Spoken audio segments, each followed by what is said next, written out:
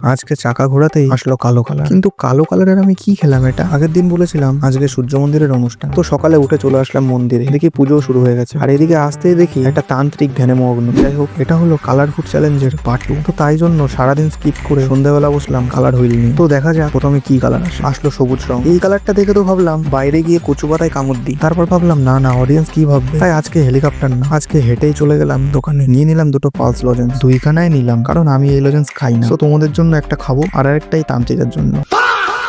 তারপর বাড়ি এসে ভাবলাম একটা লজেন্স খাওয়া তোমাদের আর কি দেখাবো, দেখি নেক্সট কি কালার আছে। বসে পড়েছে ভাগ্যের চাকা নিয়ে, দেখো এসেছে এবার অরেঞ্জ। ঘরে কমলা লেবু নেই, তাহলে ওই কমলা লেবুই খেয়ে নিতাম। তাই কষ্ট করে আবার চলে গেলাম দোকানে, নিয়ে নিলাম একটা মাজা ছাড়া আর কিছুই মনে পড়ছিল না। আবার দৌড়ে দৌড়ে বাড়ি গিয়ে বসলাম মাজা খেতে। দিলাম মাজার পেছনে ফুটো করে একটা পাইপ ঢুকিয়ে। তো পরের কালারটা দেখার আগে তোমরা চ্যানেলটা সাবস্ক্রাইব করে দাও, ততক্ষণ ঘুরতে থাকুক আমার ভাগ্যের চাকা। এ বাবা, কালো কালার! ভাই কালো কালারের এবার কি খাবো? অনেকক্ষণ ভাবার পরেও বুঝতে পারলাম না যে কালো কালারের কি খাওয়া যায়। তাই চলে গেলাম দোকানে, গিয়ে বললাম কালো রঙের কি আছে। বললো এই অরিও বিস্কুট ছাড়া বলে কালো কালার আর কিছুই নেই। কিছু করারও নেই, তাই কালো কালারের একটা অরিও বিস্কুট নিয়ে বাড়ি এসে প্যাকেটটাকে ছিঁড়েই ফেললাম। ওহো, প্যাকেটটা তো ছিঁড়েই খেতে হবে, বিস্কুট আবার ভালো কি লাগবে, এটা রোজই খাই। টাটা।